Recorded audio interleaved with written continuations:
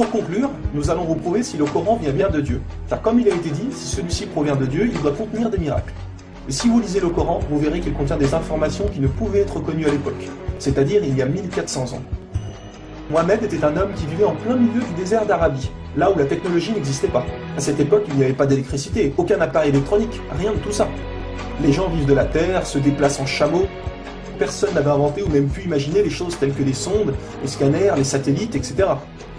Et pourtant, dans le Coran, nous pouvons lire « Sous l'eau, il y a des endroits où il y a de l'eau douce et de l'eau salée. Et entre les deux se trouve une barrière invisible qui empêche les deux eaux de se compénétrer. » C'est-à-dire que le sel de l'eau salée ne va pas dans l'eau douce. Ces barrières les empêchent. Les océanologues comme Jacques-Yves Cousteau ont découvert cela récemment grâce aux sous-marins où ils ont pu faire des prélèvements d'eau, etc. Qui, il y a 1400 ans, en plein milieu du désert, pouvait savoir qu'il y a des barrières invisibles dans l'océan? Il est écrit dans le Coran que l'univers est en expansion continuelle, c'est-à-dire que celui-ci ne cesse de grandir. Les étoiles s'éloignent les unes des autres constamment.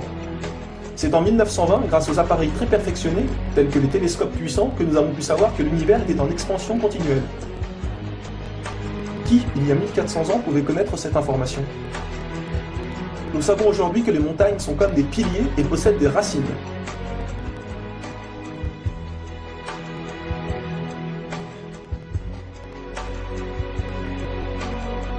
Sans les montagnes, il y aurait très fréquemment des tremblements de terre. Nous savons grâce aux récentes découvertes qu'elles servent à la stabilisation de l'écorce terrestre. Qui, une nouvelle fois, il y a 1400 ans, pouvait savoir que les montagnes étaient ancrées comme des piliers et que ceux-ci servaient à la stabilisation de l'écorce terrestre? Il est écrit dans le Coran que Dieu a créé les 7 cieux et la terre par le même nombre, c'est-à-dire 7. Nous connaissons aujourd'hui, grâce aux sondes qui vont sous terre, que la planète possède 7 couches terrestres. Le noyau interne solide, le noyau externe liquide, la couche D, le manteau inférieur, puis le manteau intermédiaire, le manteau supérieur et la lithosphère. Qui, il y a 1400 ans en plein milieu du désert, pouvait savoir que la Terre possédait 7 couches? Il était impossible de connaître cela sans la technologie récente. Il est aussi mentionné que les plantes ont des sexes, mâles et femelles. La découverte de la sexualité des plantes fut réalisée par Rudolf Jacob Comnenarius entre 1660 et 1720. Le Coran explique étape par étape l'embryologie, c'est-à-dire comment un enfant se développe dans le ventre de sa mère. Le professeur Ketmour, qui a aussi le prix Nobel au Canada de l'embryologie, a confirmé que cela se passait exactement comme indiqué dans le Coran, et a affirmé que ces faits ne pouvaient être connus d'il y a 1400 ans, et que par conséquent, ces informations avaient été révélées à Mohammed par Dieu. Un exemple, le Coran explique qu'à un moment, le fœtus a la forme d'une sangsue dans le ventre de sa mère. Et si on regarde des images des scanners, nous nous rendons compte que l'embryon a exactement la forme d'une sangsue et qu'il s'accroche à une paroi du corps comme le fait une sangsue. Le mot le plus adapté pour décrire cela est sangsue. Vous voyez comment les versets coraniques s'accordent parfaitement avec la science d'aujourd'hui? Pour savoir cela, il a fallu attendre l'arrivée de scanners, de caméras, etc. Qui, il y a 1400 ans, pouvait décrire en détail les étapes de l'embryologie? Pour ceux qui pensent que le Coran copie certaines civilisations, il faut savoir que certaines personnes auparavant avaient fait des suppositions et avaient pensé des choses qui se sont révélées vraies, mais ont aussi fait énormément d'erreurs, et que soi-disant le Coran les avait copiées. Donc par exemple, si vous prenez un mauvais élève qui copie sur un bon élève, si le bon élève a 18 sur 20, est-ce que le mauvais élève va avoir 20 sur 20? Non, bien sûr que non, car le mauvais élève aura copié les bonnes comme les mauvaises réponses, donc il aura aussi 18 sur 20. Alors si soi-disant le Coran copie les civilisations ou peu importe, comment se fait-il que le Coran extrait le vrai du faux? De plus que ces quelques civilisations ne faisaient que des suppositions.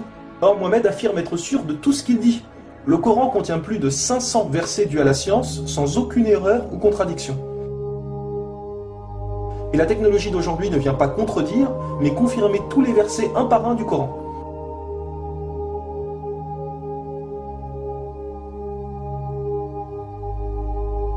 Il est écrit dans le Coran que les fourmis parlent. Nous l'avons confirmé en 2009 grâce aux appareils auditifs puissants. Un homme ne peut entendre ces bruits à l'oreille nue comme ça. Nous savons aujourd'hui que dans la plupart des pays, il est interdit d'avorter au bout de 3 à 4 mois. Car après 4 mois, la science explique que le bébé commence à vivre, et que cela donc est considéré comme un crime. En islam, il est dit que Dieu insuffle l'âme dans le corps du bébé au bout de 120 jours, donc 4 mois. Comme par hasard au même moment que quand la science démontre que c'est à cette période que la vie du fœtus commence. Pour savoir que la vie du bébé commence à 4 mois, il a fallu attendre une nouvelle fois l'arrivée de scanners, IRM, caméras miniatures, etc. Qui, il y a 1400 ans, pouvait savoir que le bébé commençait à vivre au bout de 4 mois? Nous savons qu'au début du monde, il y avait seulement une nébuleuse primaire, compactée en une seule masse et qui a explosé, ce que nous appelons aujourd'hui le Big Bang.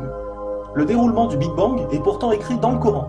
Le Big Bang a été découvert au XXe siècle, alors que le Coran a été écrit au 7e siècle.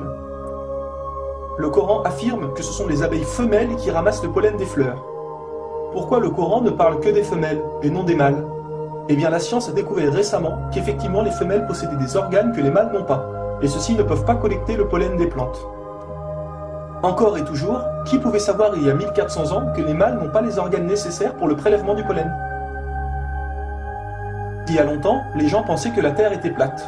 Ce n'est qu'en 1577 que Francis Drake fait le tour de la planète et prouve que celle-ci est ronde. Le Coran, environ 1000 ans plus tôt, affirme que la Terre est ronde, mais ne s'arrête pas à ça. Pour donner un exemple, il est dit que la Terre ressemble à un œuf, mais pas n'importe quel œuf, celui d'une autruche.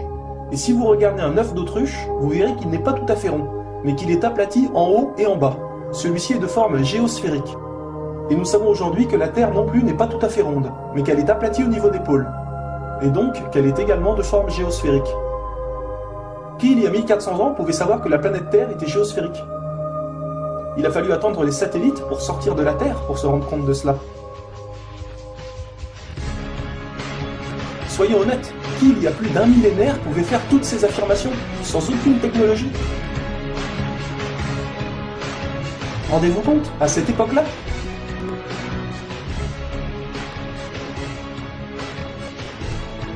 Et soyez conscients que je n'ai donné que quelques exemples. Il y a plus de 500 versets qui parlent de science sans aucune erreur. Le Coran parle d'astronomie, de biologie, de physique, de géologie, etc. Ça ne s'arrête pas là. Le Coran ne comprend pas seulement des miracles scientifiques, mais des miracles linguistiques ou numériques. Par exemple, le mot terre apparaît 13 fois dans le Coran, et le mot mer apparaît 32 fois. Additionnez 13 plus 32, cela vous donne 45. Si l'on met cela en pourcentage, 32 fois le mot mer sur 45 donne 71%. Et c'est exactement le pourcentage que la mer recouvre sur la surface de la Terre. La mer recouvre 71% de la surface de la planète. Et 13 sur 45 donne 29%. Et c'est exactement le pourcentage que représente la Terre sur la surface de la planète. Croyez-vous vraiment que cela vient du hasard? Le mot paradis apparaît 77 fois. Et devinez quoi? Le mot enfer apparaît aussi 77 fois. Le mot foi apparaît 25 fois. Le mot mécréance apparaît 25 fois. Le mot dunya, qui signifie le monde d'ici-bas, apparaît 115 fois. Akira, qui signifie le monde de l'au-delà, apparaît 115 fois. Le mot ange, 88 fois. Le mot diable, 88 fois. Les hommes, 23 fois. Les femmes, 23 fois. La vie, 145 fois. La mort, 145 fois. Bonne œuvre, 167 fois. Les péchés, 167 fois. Les 7 cieux apparaissent 7 fois. Et il y a encore plein et plein d'autres exemples.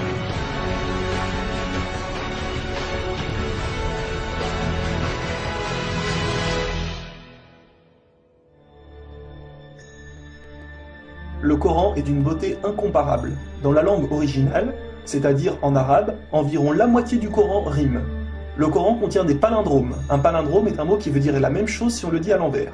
Par exemple, Bob, à l'envers, vous aurez toujours Bob. Ou kayak, à l'envers, vous aurez toujours kayak. Un mot comme ça peut se trouver, mais une phrase entière, cela est quasiment impossible. Ou alors votre phrase ne voudra rien dire. Mais non, le Coran possède des phrases entières en palindrome, et ces versets ont un sens très profond. Le Coran ne possède aucune contradiction ou erreur. Je vais donner un dernier exemple avant de conclure. Vous allez vous rendre compte de l'extraordinaire précision du choix des mots. Dans un verset, Dieu dit qu'il n'a pas doté l'homme de 2 cœurs. Pourtant, un peu plus loin, Dieu parle aussi des femmes. Alors pourquoi il ne dit pas « je n'ai pas doté l'être humain de 2 cœurs » ? Pourquoi ne parle-t-il que des hommes, puisque les femmes sont mentionnées après ? Quand nous lisons tout le passage, nous nous rendons compte que Dieu ne parle pas au sens littéral, mais au sens figuré. Il explique que l'homme ne peut pas être croyant ou non-croyant, c'est l'un ou l'autre, les deux ne peuvent pas coexister. Ou on a la foi, ou on l'a pas. Mais si nous prenons ce verset au sens littéral, est-ce vrai? Oui, bien sûr, l'homme ne possède qu'un seul cœur. Mais pour les femmes, elles peuvent être enceintes, n'est-ce pas? Et quand elles sont enceintes, combien de cœurs possèdent-elles? Vous vous rendez compte de ça? Si Dieu avait mis l'être humain au lieu du mot homme, un petit malin aurait pu dire « Hé, il y a une contradiction. Si on prend cette phrase au sens littéral, la femme peut avoir 2 cœurs quand elle est enceinte. » Mais non, même au sens littéral, cette critique est impossible. Que ce soit au sens littéral ou figuré, le Coran est inattaquable. Rendez-vous compte de la précision des mots. Il y a encore plein d'autres choses, mais cela prendrait énormément de temps de tout mentionner. Si cela vous intéresse, il existe de nombreuses conférences réalisées par des savants qui ont été filmées et qu'on peut trouver sur internet, telles que la parole divine de Nouman Ali Khan. Vous avez bien la preuve que le Coran ne peut que venir de Dieu et non d'un être humain. Comment se fait-il que la technologie d'aujourd'hui, la plus développée qui soit, ne puisse créer un seul animal ou plante? Ce que Dieu a créé, nous sommes incapables de le réaliser. Tout ce que nous construisons ne sont rien en réalité face à la nature.